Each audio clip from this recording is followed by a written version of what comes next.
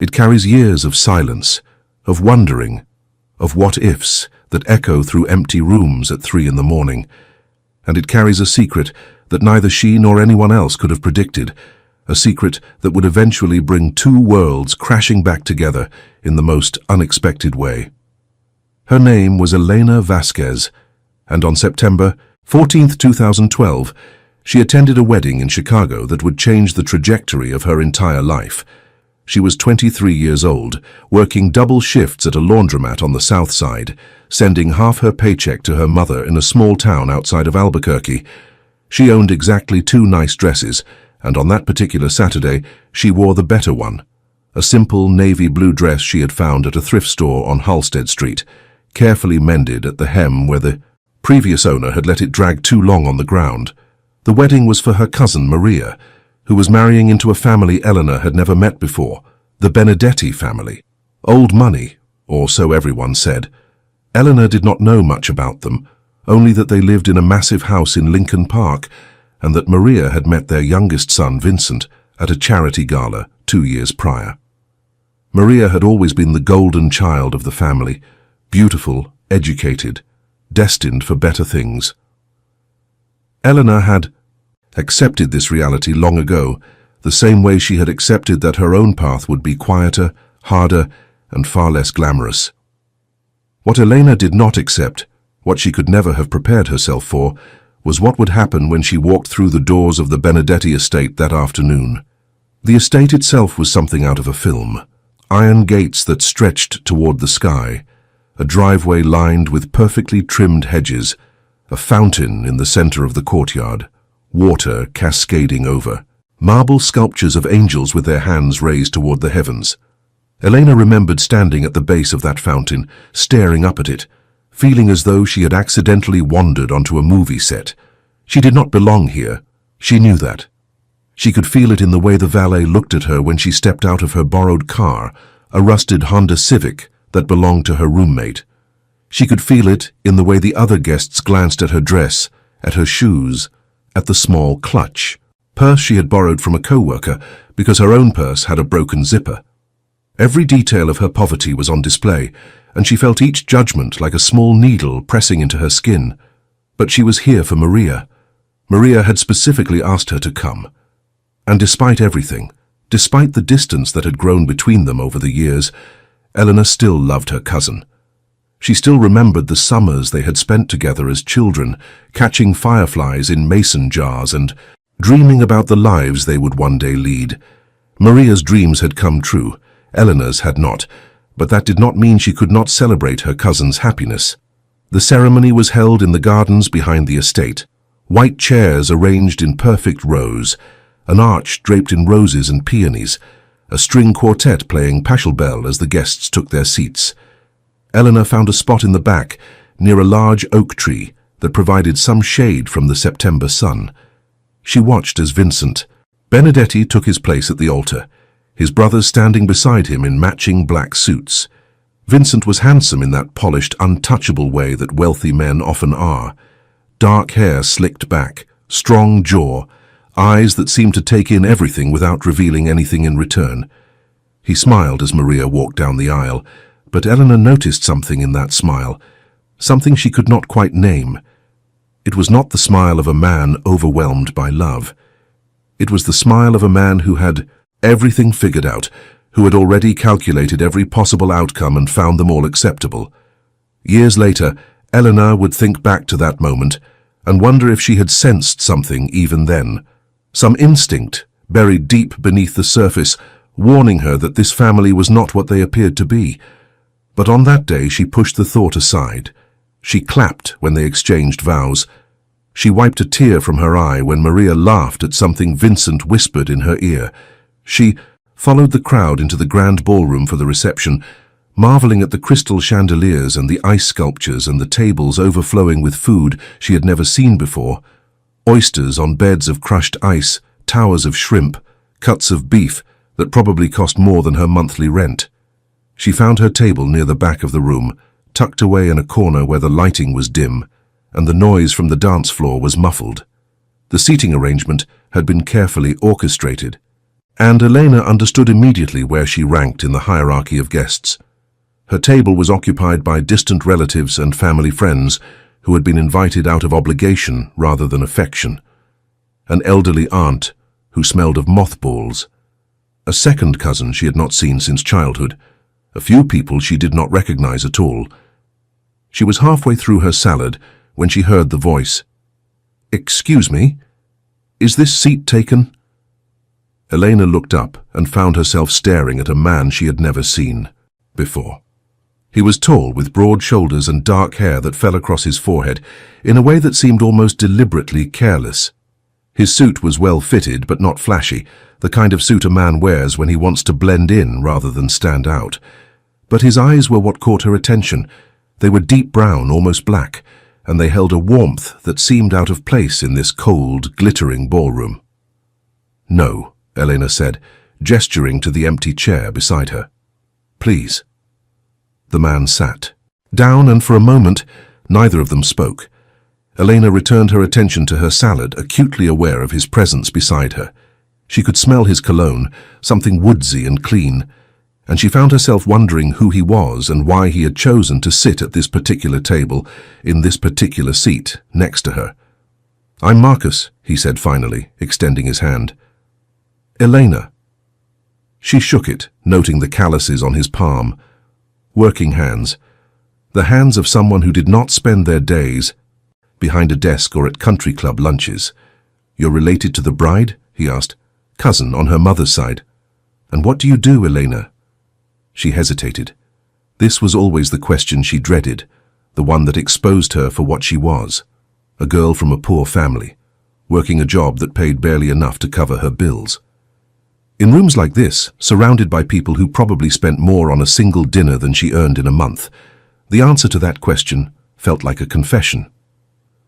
"I work at a laundromat," she said finally, meeting his eyes. "On the south side."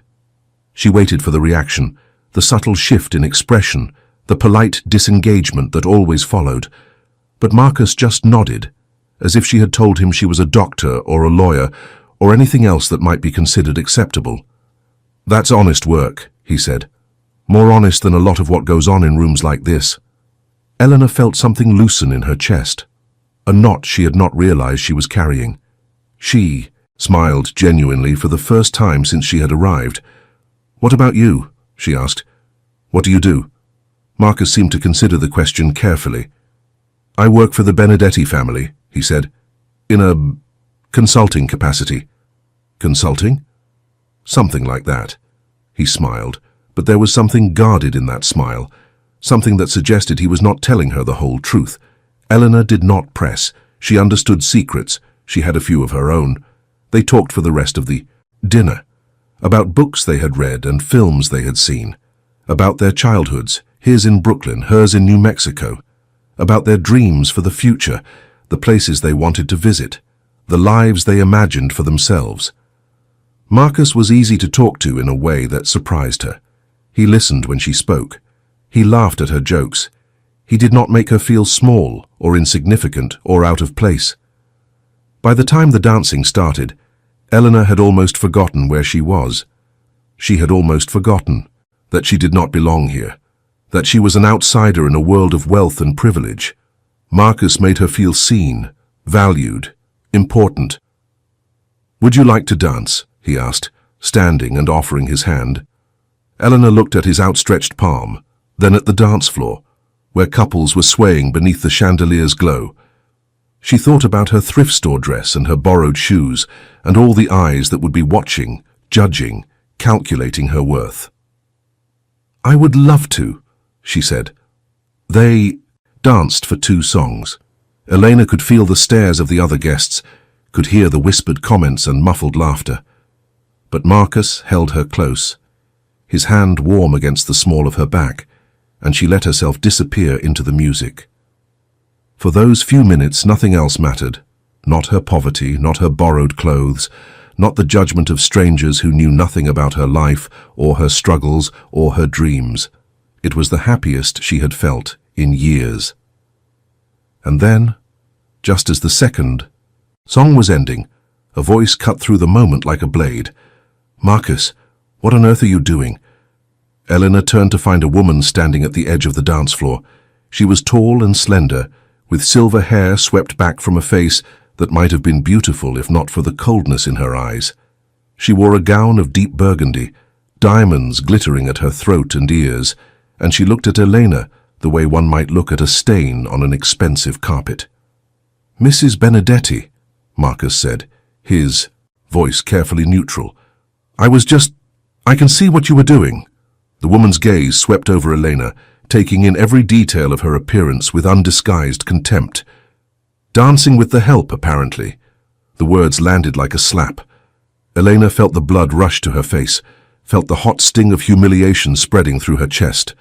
Around them, the other guests had stopped dancing, their attention drawn to the scene unfolding before them.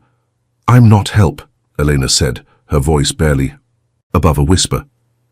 "I'm Maria's cousin." Mrs. Benedetti's eyebrows rose slightly. "Ah, the poor relation from the southwest. Maria mentioned you might attend." She paused, her lips curling into something that was not quite a smile. I assumed she was joking. Elena stood frozen on the dance floor, the eyes of every guest in the ballroom fixed upon her. She could see Maria standing near the head table, her face pale with shock. She could see Vincent Benedetti, the groom, watching the scene with an expression of detached curiosity, as if this were merely entertainment. And she could see Mrs. Benedetti, Constance she would later learn her name was, staring at her with the cold satisfaction of someone who had just put a pest in its place. "I think," Constance said, her voice carrying across the suddenly silent room, "that you should leave. This is a private event for family and friends, and you, my dear, are neither." Elena opened her mouth to respond, but no words came. What could she say? How could she defend herself against someone like this, someone with money and power, and the absolute certainty that she was better than everyone around her? Elena had spent her entire life fighting against people like Constance Benedetti, people who measured worth in dollars and pedigrees and designer labels, and she had lost every single time. "Elena," Marcus's voice was low, urgent. "Don't listen to her. You have every right to be here. Do not presume to tell me who has rights in my own home." Constance's eyes flashed dangerously. "Marcus, you forget your place. You work for this family. You do not speak on our behalf." Something shifted in Marcus's expression, a hardness that Elena had not seen before. He straightened, his jaw tight, and for a moment she thought he might actually argue with the woman. But then, just as quickly, the tension seemed to drain from his body. He stepped back, creating distance between himself and Elena, and when he spoke, his voice was carefully controlled. "Of course, Mrs. Benedetti, my apologies." The betrayal was swift and total. Elena watched as Marcus, the man who had made her feel seen, who had made her feel valued, retreated to the sidelines like a chastened servant. He did not look at her. He did not defend her. He simply disappeared. And Elena was left standing alone in the center of the dance floor, surrounded by strangers who were staring at her as though she were an animal in a zoo. "Well," Constance said, "I believe I asked you to leave." Elena could feel the tears building behind her eyes, but she refused to let them fall. Not here. Not in front of these people. She lifted her chin, squared her shoulders, and walked toward the exit with as much dignity as she could muster. She was halfway across the ballroom when she heard the laughter. It started low, a single snicker from somewhere to her left, and then it spread, rippling through the crowd like a wave. By the time Elena reached the door, the entire room seemed to be laughing, at her dress, at her shoes, at the audacity of a poor girl from New Mexico who had dared to imagine she might belong in a place like this. Elena pushed through the doors and stumbled into the cool September night. She walked past the fountain with its marble angels, past the perfectly trimmed hedges, past the iron gates that seemed to close behind her like the doors of a prison. She did not stop walking until she reached her borrowed car, parked 3 blocks away, because the valet had taken one look at it and suggested she find her own spot. She sat in the driver's seat for a long time, staring at the steering wheel, trying to process what had just happened. The humiliation was overwhelming, a physical weight pressing down on her chest, making it hard to breathe. She had been publicly shamed, mocked, dismissed, and the worst part was that some small, treacherous part of her believed she deserved it. She had known she did not belong. She had known she was out of her depth, and she had gone anyway, foolishly hoping that things might be different. Elena started the car and drove back to her apartment on the south side. She did not cry. Not yet. The tears would come later, in the privacy of her tiny bedroom, where no one could see her weakness. But as she drove through the empty streets of Chicago, Elena made herself a promise. She would never let anyone make her feel that small again. She would work harder, save more, build a life that no one could take from her. And if she ever saw Constance Benedetti or any of those laughing guests again, they would find a very different woman standing before them. It was a promise she would keep for 11 years.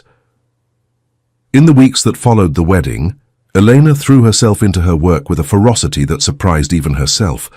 She picked up extra shifts at the laundromat, working from dawn until well past midnight. She saved every penny she could, cutting back on food and heat and anything else that was not absolutely essential. She was determined to build something, to prove to herself, if no one else, that she was worth more than the sum of her borrowed clothes and her modest bank account. But the wound from that night refused to heal. Every time she closed her eyes, she saw Constance Benedetti's contemptuous smile.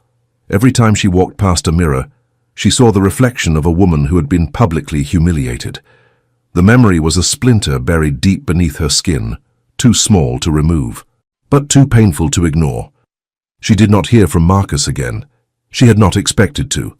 Whatever connection they had shared on that dance floor had been severed the moment he stepped away from her, choosing his loyalty to the Benedetti family over any feelings he might have had.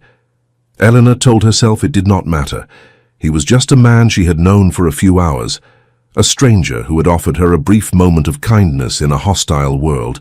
But sometimes, late at night, she would lie in her narrow bed and wonder what might have happened if things had been different. If Constance had not interrupted them, if Marcus had stood by her side instead of retreating into the shadows. Would they have exchanged numbers, gone out for coffee, built something together? It was a dangerous game playing what if. Elena learned quickly to stop.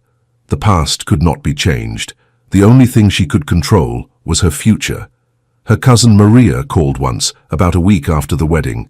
Elena let it go, to voicemail. She listened to the message 3 times, Maria's voice apologetic and uncomfortable, offering excuses that rang hollow and empty. Elena, I'm so sorry about what happened. Mrs. Benedetti is just... She's very particular. I should have warned you. I should have prepared you. Please call me back. I want to make this right. Elena deleted the message. There was nothing to make right. Maria had stood there and watched while Elena was humiliated, and she had done nothing, said nothing. Their relationship, already strained by years of growing apart, had finally reached its breaking point. Over the next few months, Elena began to build a new life for herself. She enrolled in night classes at the local community college, studying business administration. She used the computer at the public library to research small business loans and entrepreneurship programs. She read every book she could find about starting a company, managing finances, building a brand.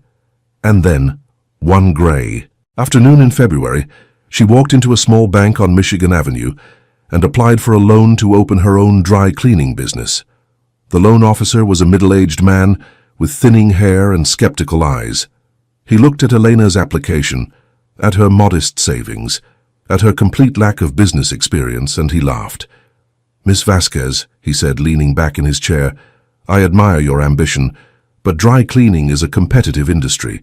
You have no collateral, no track record, and, frankly, the numbers just don't support the risk." Elena felt the familiar sting of rejection, the same sensation she had felt standing on that dance floor while the guests laughed. But this time, she did not retreat. She did not run. "I understand your concerns," she said, keeping her voice steady. "But I've done my research. There's a gap in the market on the south side. Quality dry cleaning services at affordable prices. I've identified a location, drafted a business plan, and projected. Revenues for the first 3 years. All I'm asking for is a chance. The loan officer sighed. Look, I'm sure you've worked very hard, but this institution has standards. We can't just give money to anyone who walks in with a dream.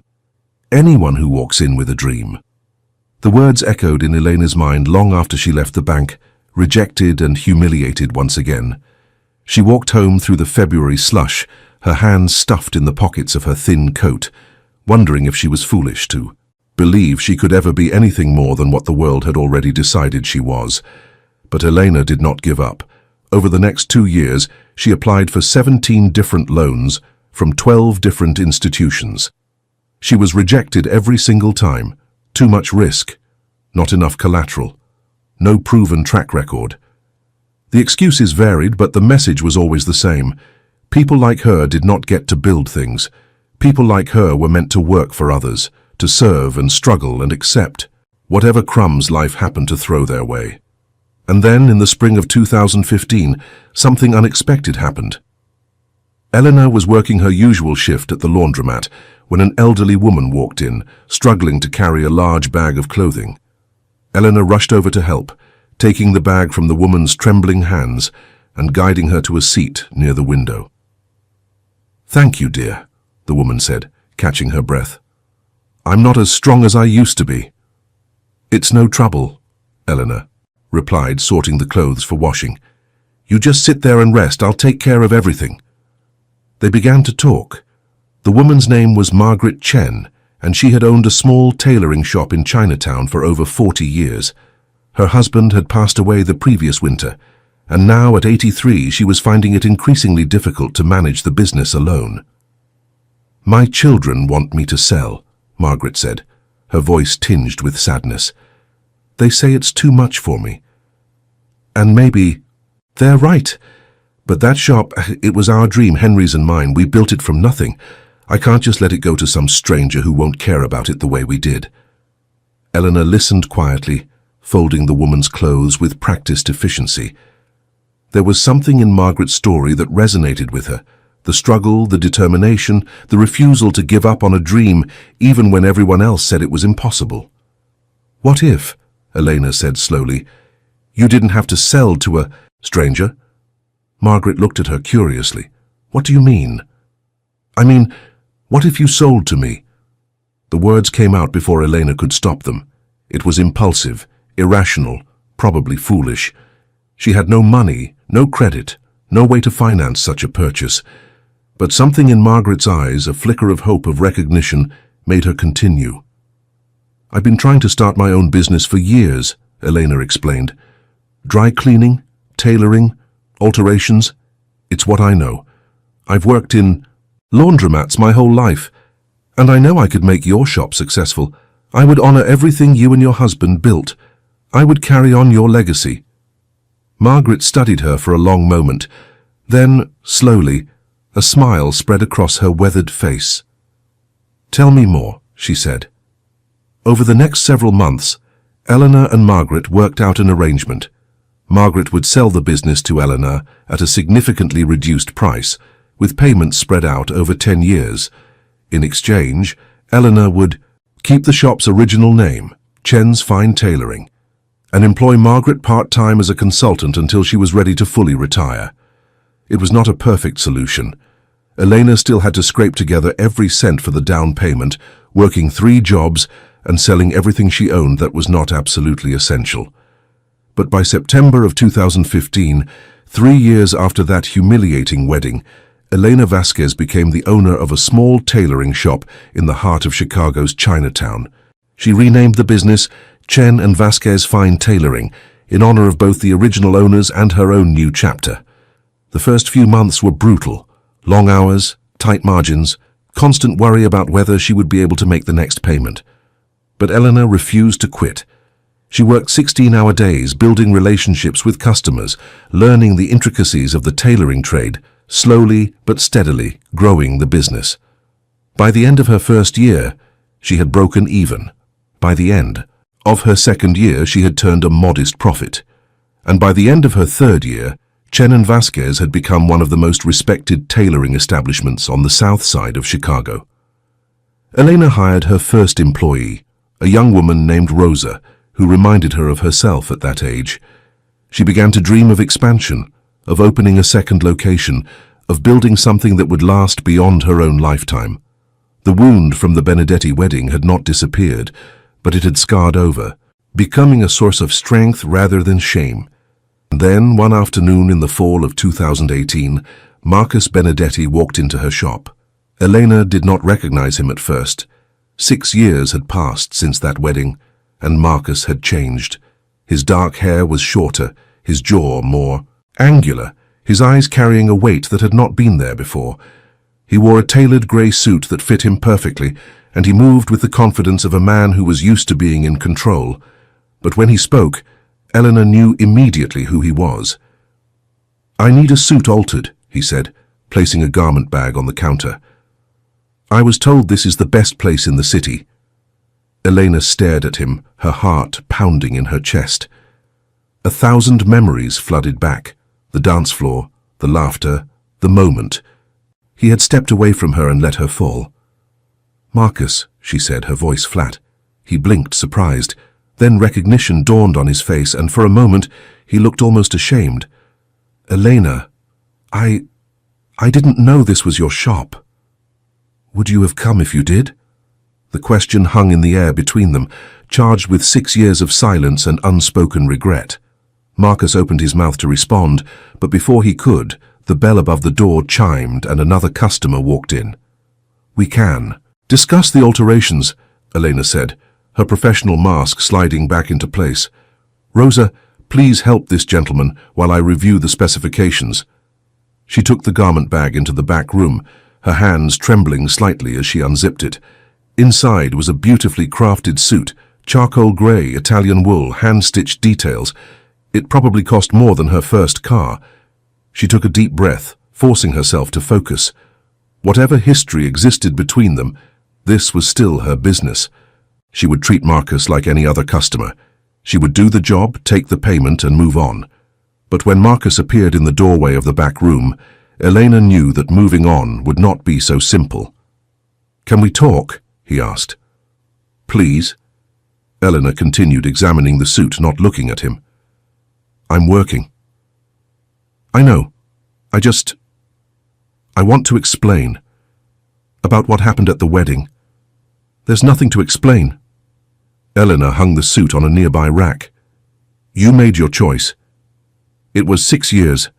Ego, it doesn't matter anymore. It matters to me." Something in his voice made her pause.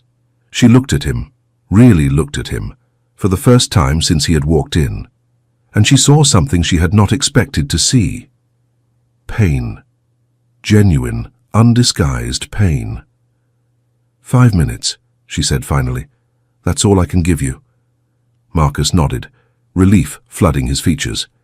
He stepped into the room, closing the door behind him, and for a moment they stood in silence, two people separated by years and circumstance and choices that could not be undone. "I was a coward," Marcus said. "That night at the wedding, when Mrs. Benedetti confronted you, I should have stood up for you. I should have told her she was wrong. Instead, I did nothing. I let you walk out of that ballroom alone, and I've regretted it every day since." Eleanor crossed her arms over her chest. "Why? Why did you step back?" Marcus ran a hand through his hair, looking suddenly exhausted. "Because I was afraid. The Benedettis, they're not just wealthy, they're powerful. And at that time my entire life depended on them, my career, my income, everything. I thought if I challenged Constance, if I took your side against her, I would lose everything I had worked for." "So you sacrificed me to protect yourself?" "Yes." The word came out like a confession. "And I'm not asking you to forgive me. I'm just asking you to understand." Eleanor was quiet for a long moment. She understood more than Marcus could know. She understood desperation and fear and the terrible choices people make when their survival is at stake. She had made her own compromises over the years, her own moral calculations. She was not in a position to judge, but understanding was not the same as forgiveness. And 6 years of hurt could not be erased by a 5-minute conversation in the back room of a tailoring shop. "I'll have the suit ready in 3 days," Elena said finally. You can pick it up any time afternoon. Marcus nodded, accepting her. Dismissal. He turned to leave, then paused at the door. For what it's worth, he said, I've kept track of you over the years. I knew when you opened this shop, I knew when you started to succeed, and I've been proud of you, even though I had no right to be. He left before Elena could respond. She stood alone in the back room, surrounded by fabric and thread and the quiet hum of her own business, and she wondered if the past could ever truly be left behind. Marcus returned 3 days later to pick up his suit. He paid in cash, tipped generously, and thanked Elena with a formality that felt almost painful. She expected that to be the end of it, another brief encounter with her past before she returned to the life she had built for herself. But Marcus came back the following week with another suit that needed alterations, and the week after that with a coat that needed repairing, and the week after that with shirts that needed new buttons. "You're running out of clothes to bring me," Eleanor said during his 4th visit, a hint of amusement creeping into her voice despite herself. "I'm a clumsy dresser," Marcus replied, a small smile playing at the corners of his mouth. "Always ripping things, losing buttons. It's a real problem." Eleanor shook her head, but she was smiling too.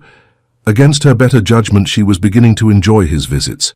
Their conversations had evolved beyond the transactional, discussions about fabrics and pricing giving way to stories about their lives, their work, their hopes for the future. She learned that Marcus had risen through the ranks of the Benedetti organization over the past 6 years, becoming one of the family's most trusted advisors. The work was demanding and often morally ambiguous, but it had allowed him to build a substantial fortune of his own. She learned that Vincent Benedetti, the groom from that long-ago wedding, had taken over as head of the family after his father's death in 2015. The transition had been turbulent, marked by internal conflicts and power struggles that Marcus did not fully explain, but Vincent had emerged victorious, consolidating control over the family's various business interests and expanding their influence across the city. She learned, too, that Maria and Vincent's marriage had not been a happy one. They had divorced after just 4 years, with Maria returning to New Mexico and rarely speaking to anyone from the Benedetti family again. Elena felt a complicated mix of emotions when she heard this news, sadness for her cousin, but also a certain grim satisfaction that the golden child's fairy tale had not turned out so perfectly after all. What Marcus did not tell her, what Elena would not learn until much later, was the true nature of the Benedetti family's business. She had her suspicions, of course. No legitimate enterprise required the kind of secrecy and caution that surrounded the Benedettis. But she did not ask, and Marcus did not volunteer the information. Some truths were better left unspoken. Months passed, and Marcus's visits became a regular part of Elena's routine. They developed a friendship of sorts, careful and guarded, built on a foundation of mutual respect and shared regret. Elena found herself looking forward to seeing him, anticipating their conversations with a warmth that surprised her. And then, one evening in early spring, Marcus asked her to dinner. "Not as a customer," he said quickly, seeing the hesitation in her eyes. "Just as someone who enjoys your company, someone who would like to get to know you better." Eleanor considered the invitation carefully. She was 30 years old, successful by any reasonable measure, and she had spent the past 6 years focused entirely on her business. She had not dated, had not allowed herself the vulnerability that romantic relationships required. The memory of that wedding, of being judged and found wanting, had made her cautious about opening herself up to anyone. But Marcus was different. He had seen her at her lowest, had witnessed her humiliation, and he was still here, still asking, still interested in the woman she had become, rather than the poor girl she had once been. "One dinner," she said. "That's all I'm promising." One dinner turned into two. 2 dinners turned into weekly outings, restaurants and museums, and long walks through the city that had become her home. Elena felt herself softening, the walls she had built around her heart beginning to crumble. Marcus was attentive and thoughtful, remembering details she had mentioned in passing, surprising her with small gifts that showed he had been listening. He seemed genuinely interested in her work, asking questions about the business and offering suggestions that were actually helpful. And when they were together, he made her feel seen in a way she had not felt since that night on the dance floor, before everything fell apart. But Elena could not fully relax. There were moments when Marcus's phone would ring and he would step away to take the call, his voice dropping to a murmur she could not quite hear. There were evenings when he would cancel their plans at the last minute, offering vague apologies about work emergencies that required his immediate attention. There were shadows in his eyes that appeared without warning, suggesting depths of experience he was not ready to share. She knew he was keeping things from her. She just did not know what, or why, or whether she was prepared to face the truth when it finally emerged. The answer came on a warm evening in June, almost a year after Marcus had first walked back into her life. They were having dinner at a small Italian restaurant on the near west side, a cozy place with checkered tablecloths and candles flickering in wine bottles. Elena was telling a story about a difficult customer when she noticed Marcus's attention shift to something over her shoulder. His expression changed, a subtle tightening of his jaw, a hardness creeping into his eyes. "We need to leave," he said quietly. "What?" "We just ordered." "Now." The urgency in his voice left no room for argument. Elena grabbed her purse, her heart racing, and followed Marcus toward the back of the restaurant. They had just reached the kitchen doors when two men appeared at the front entrance, scanning the room with cold, professional eyes. Marcus pushed through the kitchen, pulling Elena behind him. They wove through startled cooks and steaming pots, burst out the back door into an alley and ran. They did not stop until they reached Marcus's car, parked several blocks away. He unlocked the doors with shaking hands, practically pushing Elena into the passenger seat before jumping behind the wheel and peeling out into traffic. "What is happening?" Elena demanded, her voice trembling. "Who were those men?" Marcus did not answer immediately. He was checking the rearview mirror, taking turns at random, making sure they were not being followed. Only when he was satisfied that they had escaped did he finally speak. "I should have told you a long time ago," he said. "The Benedetti family. They're not just business people. I know what they are." Eleanor's voice was flat. "I've always known. You think I'm stupid?" Marcus glanced at her, surprised. "Then why did you—" "Because you didn't ask me to be part of it. You kept that world separate from me. And I thought maybe I could pretend it didn't exist." The car fell silent. Eleanor stared out the window at the passing streetlights, trying to process what had just happened. She had known, on some level, what Marcus was involved in, but knowing abstractly and experiencing it firsthand were two very different things. "Those men," Marcus said finally, "they work for a rival family, the Castellanis. There's been tension for months, disputes over territory, business arrangements gone wrong. Vincent has been trying to negotiate a truce, but—" He trailed off, shaking his head. "But what?" "But some people don't want peace. Some people would rather go to war." Elena absorbed this information, feeling as though the ground had shifted beneath her feet.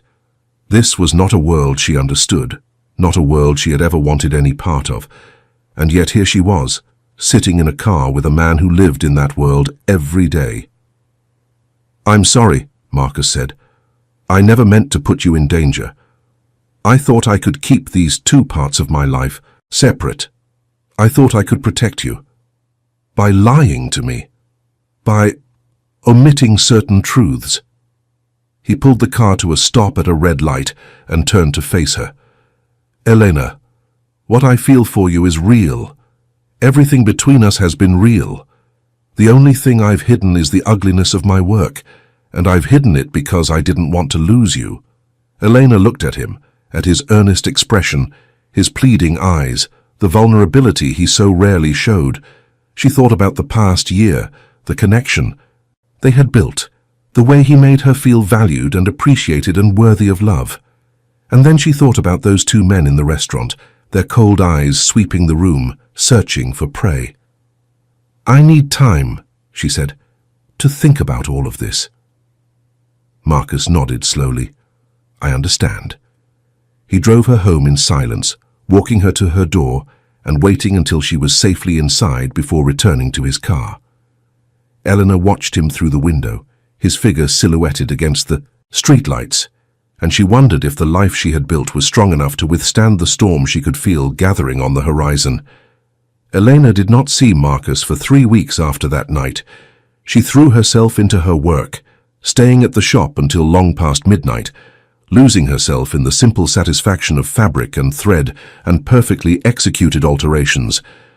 But no matter how hard she tried, she could not stop thinking about him, about the danger he lived with every day, about the choices he had made and the compromises he continued to make, and despite everything, about how much she missed him. She was closing the shop on a Thursday evening when her phone buzzed with a text message. 3 words from an unknown number. "We need to talk." Her heart pounded as she typed back, "Where?" The response came immediately. Grant Park. The Fountain. 1 hour.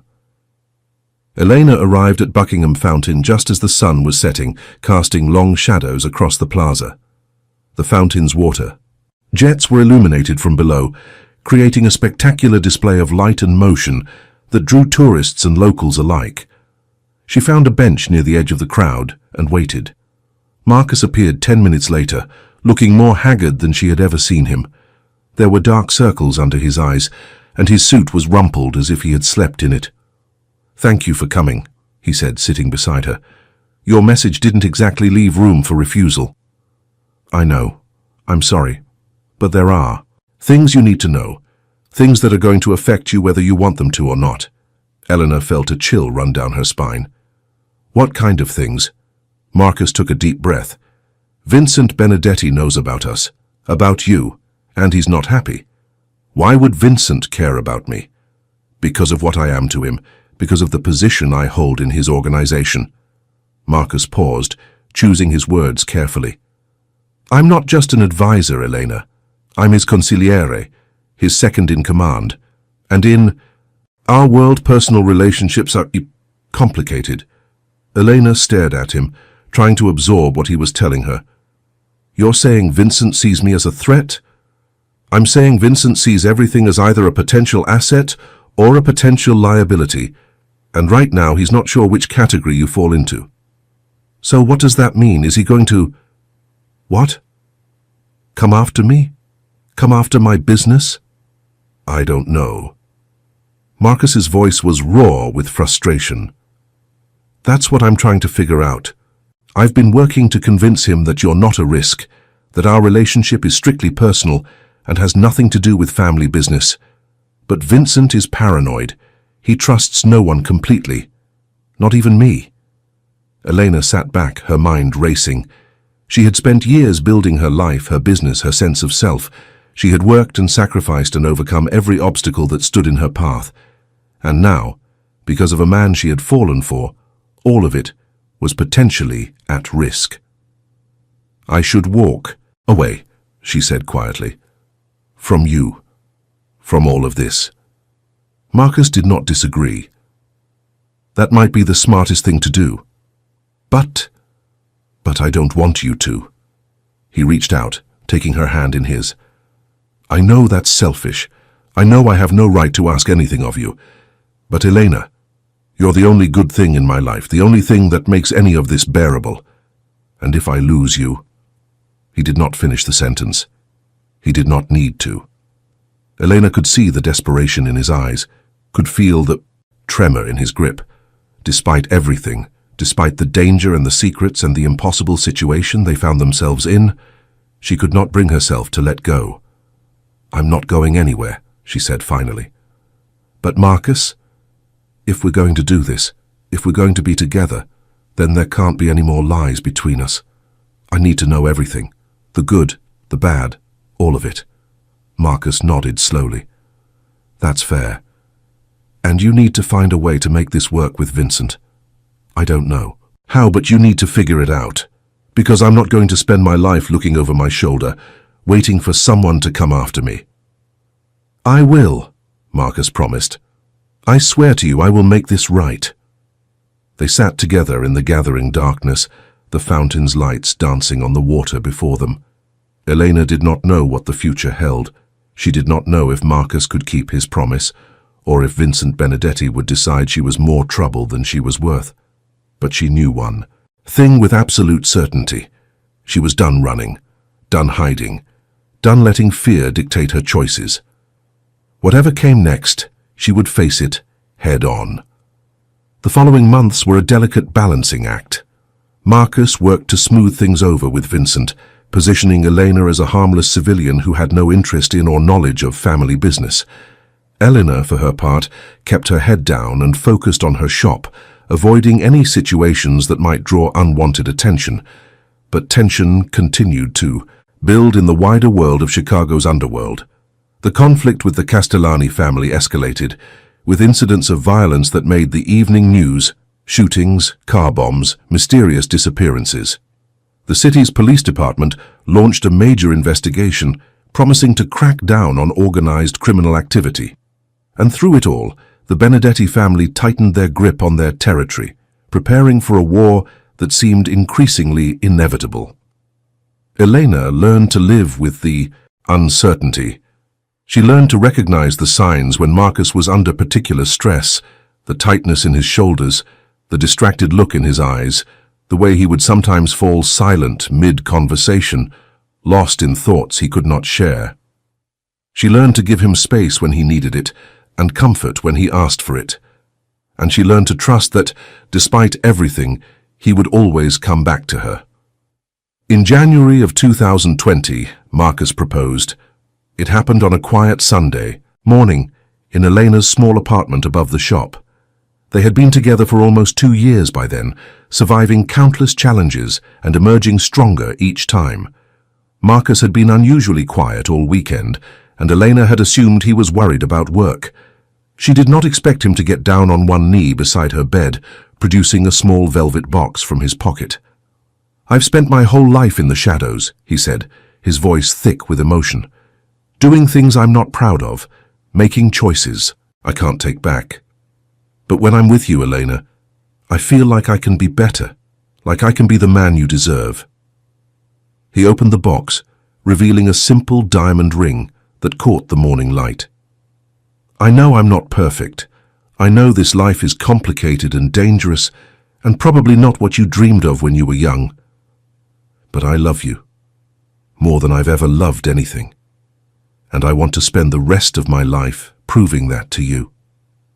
Elena looked at the ring, then at Marcus, then at the ring again. She thought about everything they had been through: the wedding where they first met, the years of separation, the slow rebuilding of trust and connection. She thought about the risks and the unknowns and the shadows that would always lurk at the edges of their lives. And then she thought about what her life would be without him. Empty. Safe, perhaps, but empty.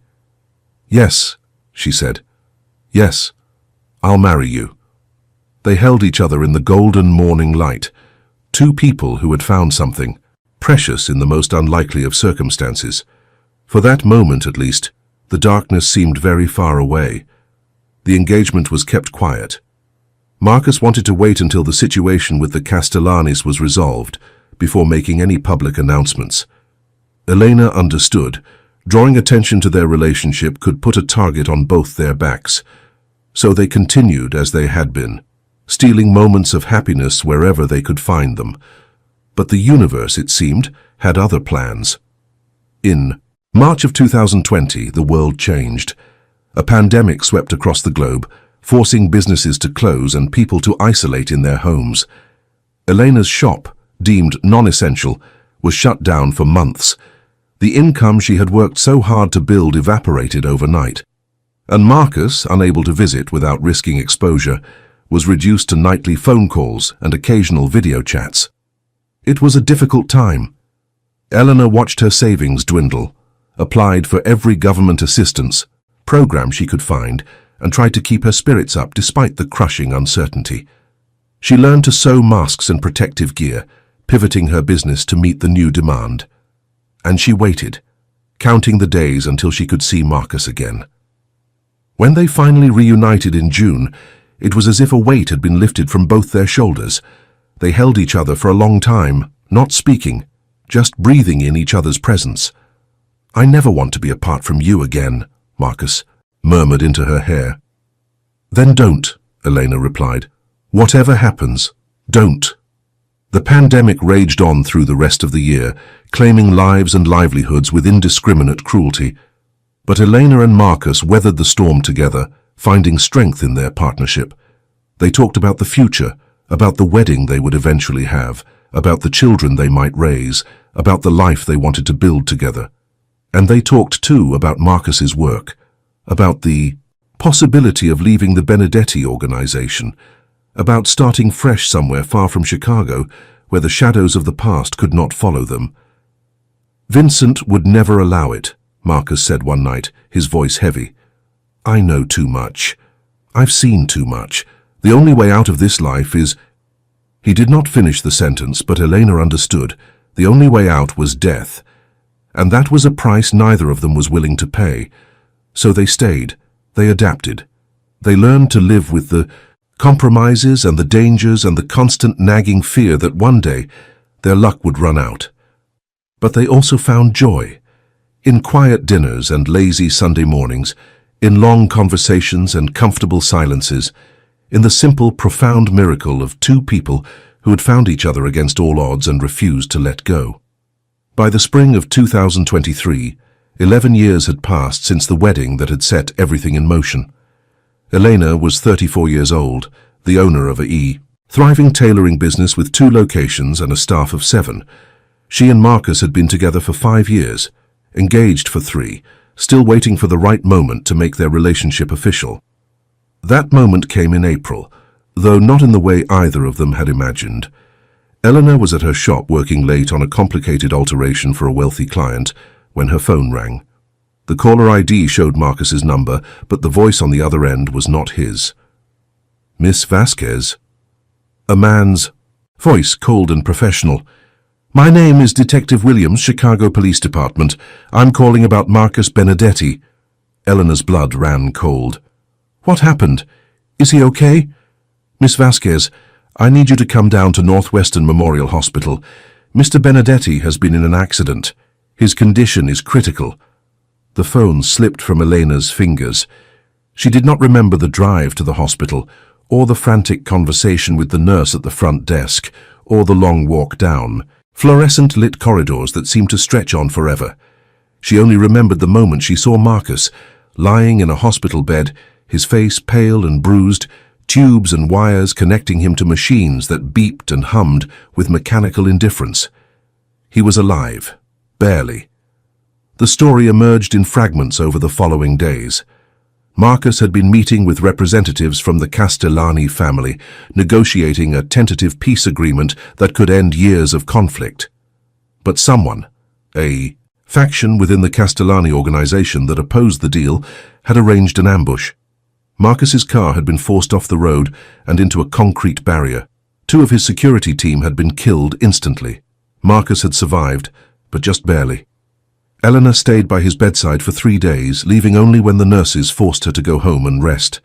She held his hand, talked to him even when he was too sedated to hear, prayed to a God she was not sure she believed in. On the 4th day, Marcus opened his eyes. "Eleanor," he whispered, his voice ragged. "You're here." "Of course I'm here." Tears streamed down her face. "Where else would I be?" He squeezed her hand weakly. I thought I was going to die. And all I could think about was you.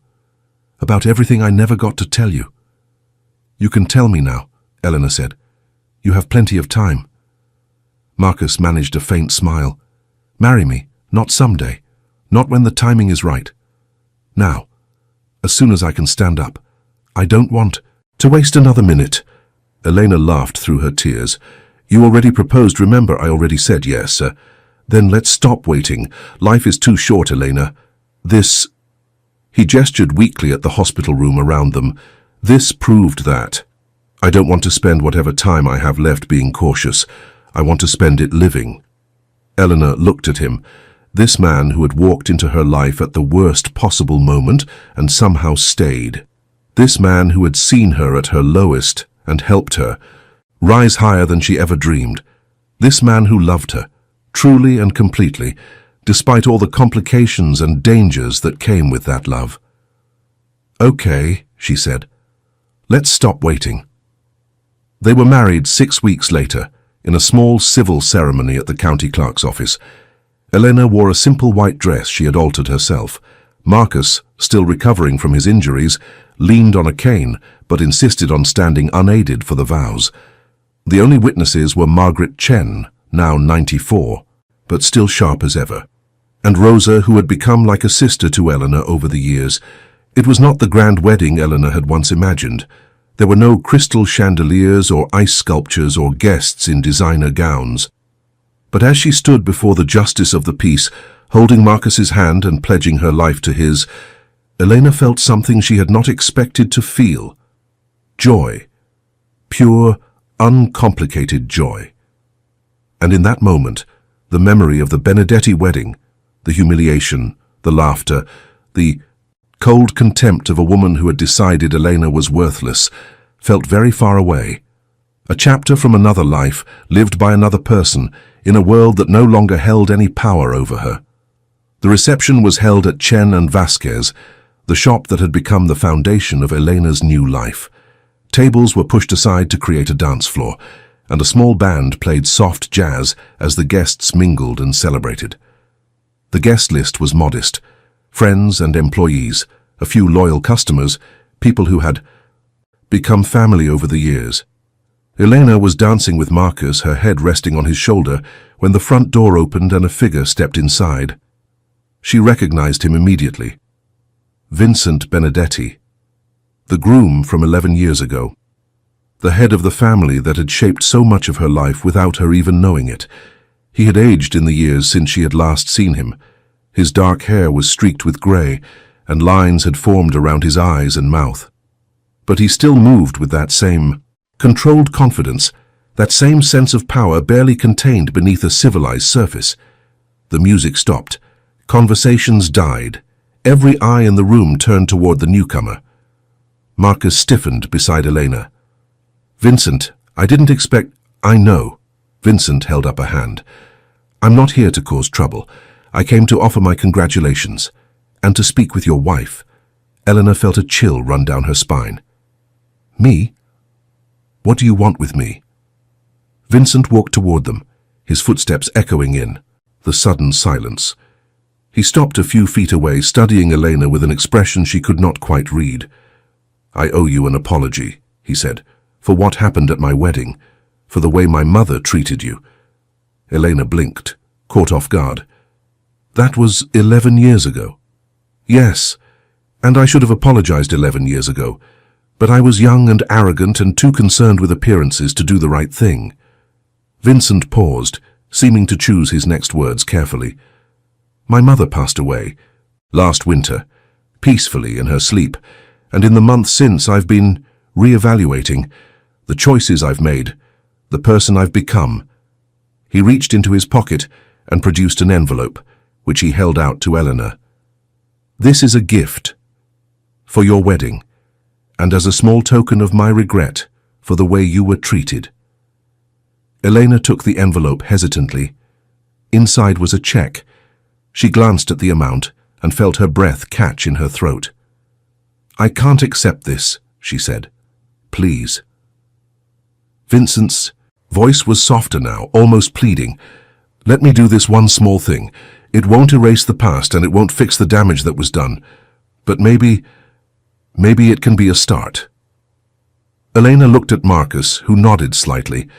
Then she looked back at Vincent, at this man who had stood by while she was humiliated, who had watched the whole scene unfold with detached amusement, who had never once raised his voice in her defense.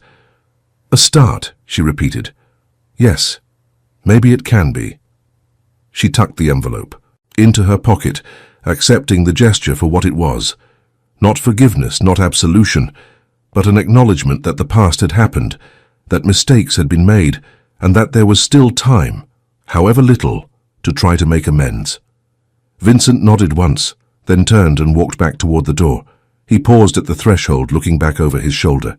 "Marcus," he said, "you chose well. Hold on to her." And then he was gone, disappearing into the evening as suddenly as he had arrived.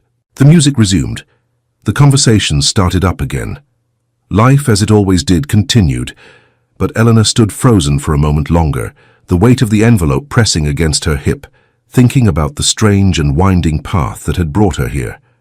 The poverty of her childhood, the humiliation of that wedding, the years of struggle and sacrifice, the unexpected love that had found her when she least expected it.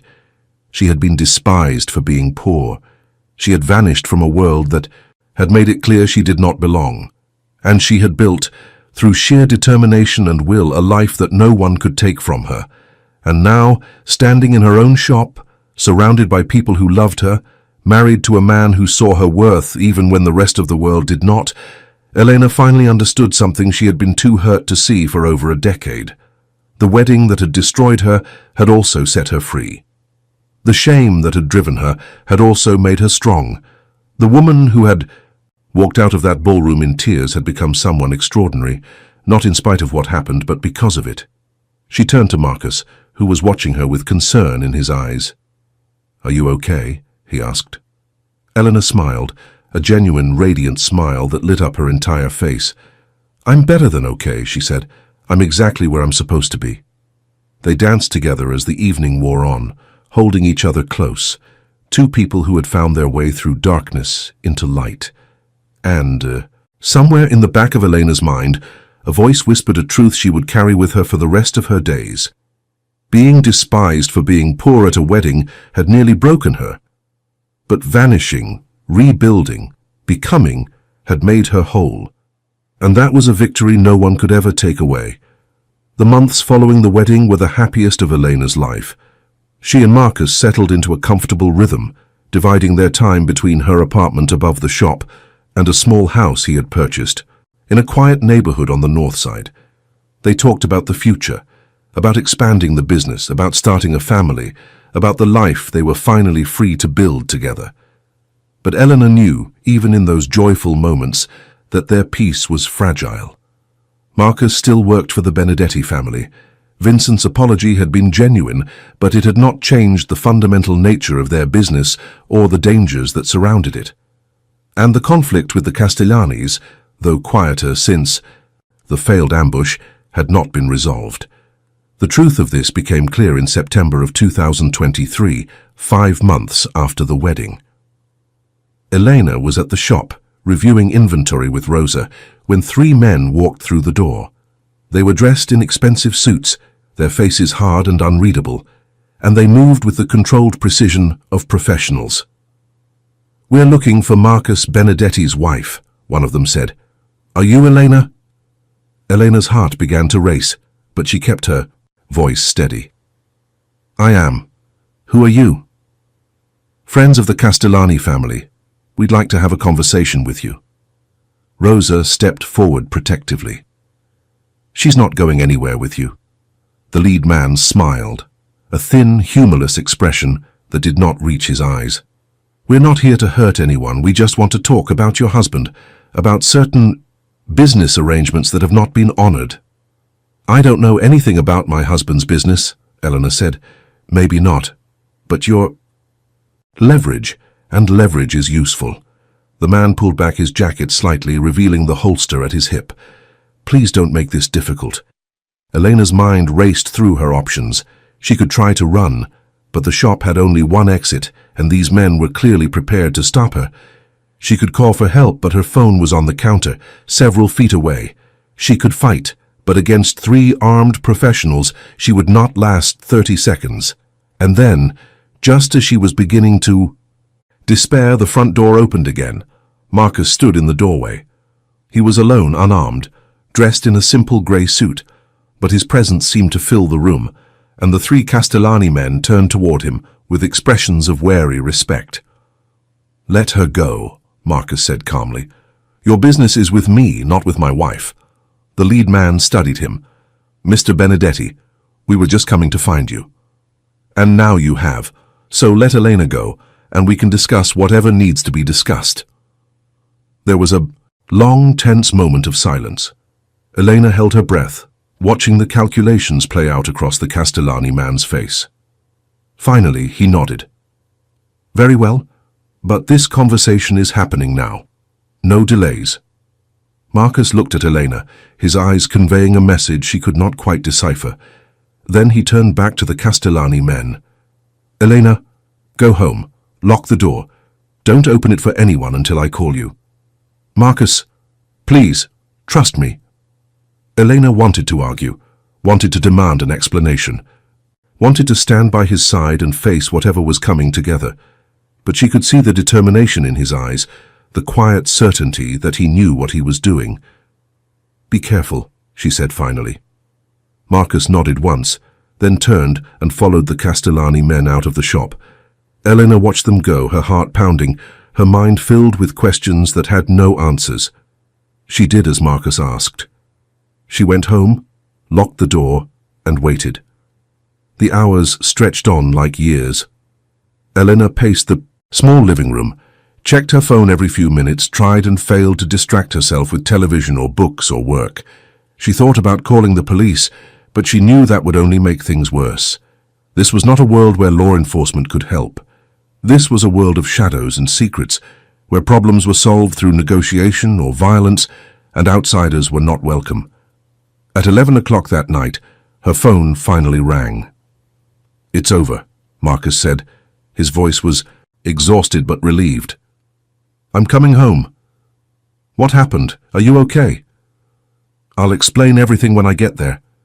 Just be ready. Things are going to change. He arrived an hour later, looking as tired as he had sounded.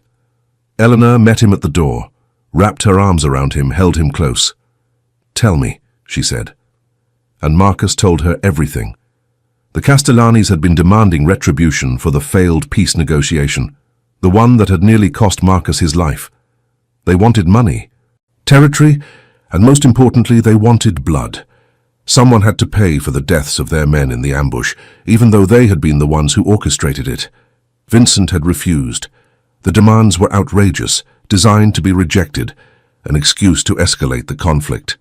So the Castellanis had taken Elena as leverage, hoping to force Marcus, and through him, Vincent, to capitulate.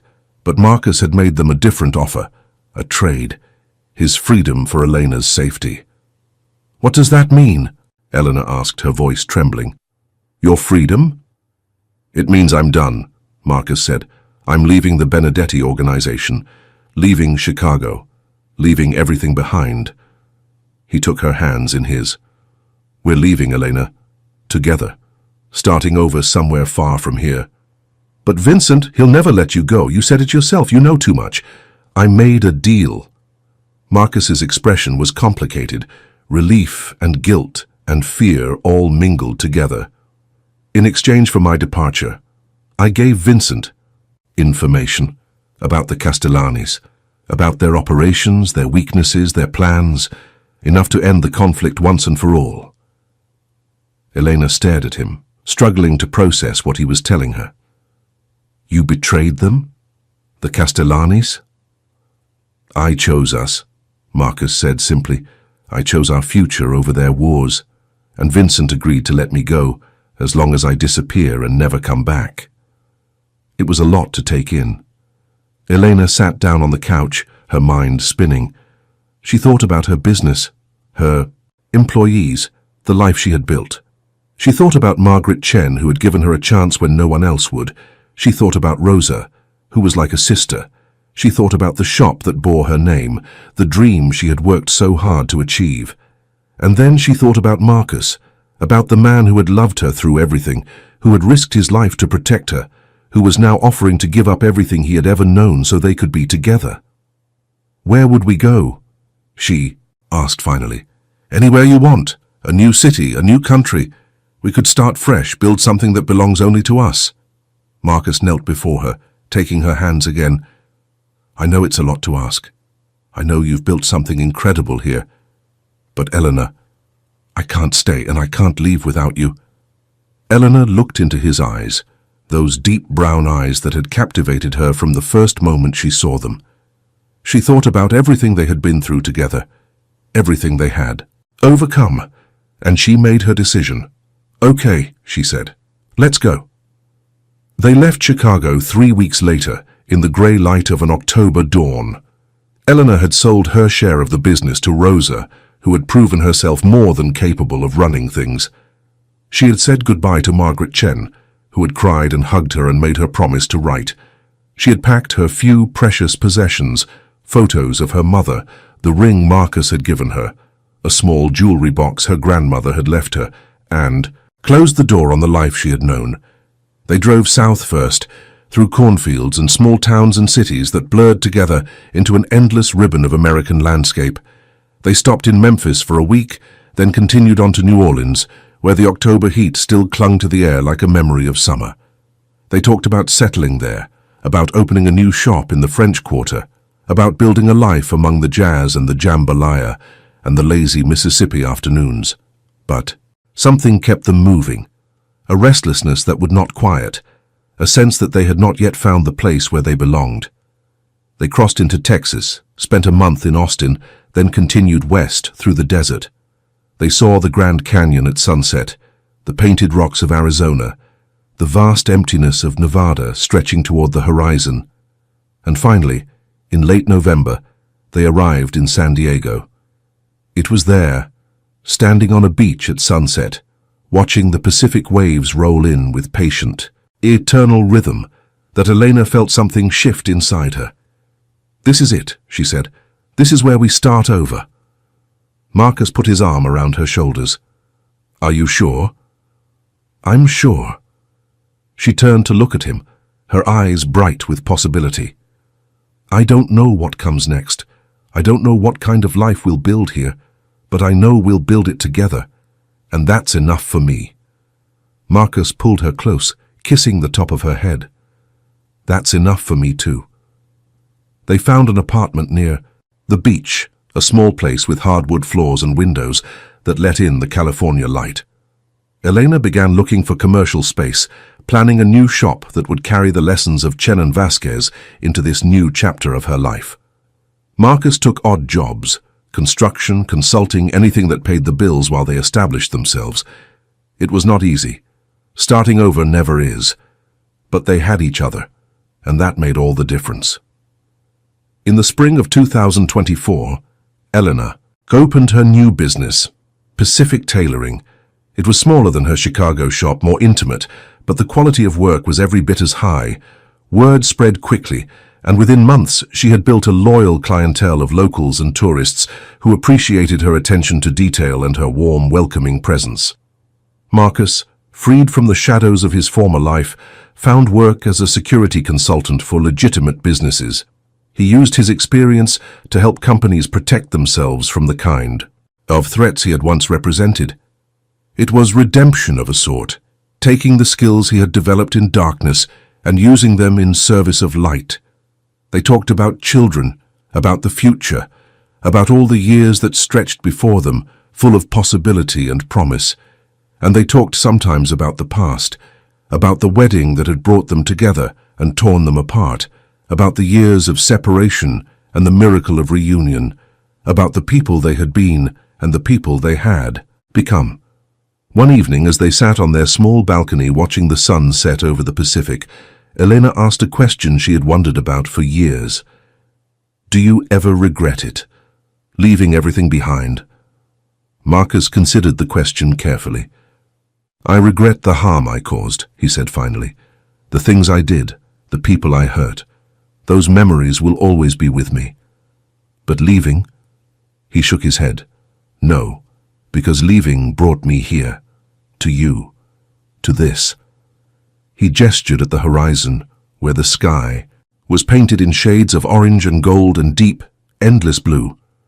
"This is the life I was always supposed to have," he said. "I just had to find my way to it." Elena leaned against him, feeling the warmth of his body, the steady rhythm of his heartbeat. "Me too," she said. "Me too." The years that followed were good years. Not perfect, no life ever is, but rich with love and purpose and the quiet satisfactions of a life well lived. Elena's business thrived. She hired 2 employees, then 3. She earned a reputation as one of the best tailors on the West Coast, attracting clients from as far away as Los Angeles and San Francisco. She never forgot where she came from, the poverty, the struggle, the long road from that humiliating wedding to this place of security and success. Marcus found peace in his new life. The shadows of his past faded slowly, like ink washed away by rain. He never fully escaped the guilt of what he had done, but he learned to live with it, to use it as a reminder of the man he no longer wanted to be. They had a daughter in 2025, a beautiful girl they named Isabel, after Elena's mother. She had her father's dark eyes and her mother's stubborn chin, and from the moment she was born, she was the center of their universe. Elena would sometimes sit by Isabel's crib late at night watching her sleep, marveling at the miracle of her existence.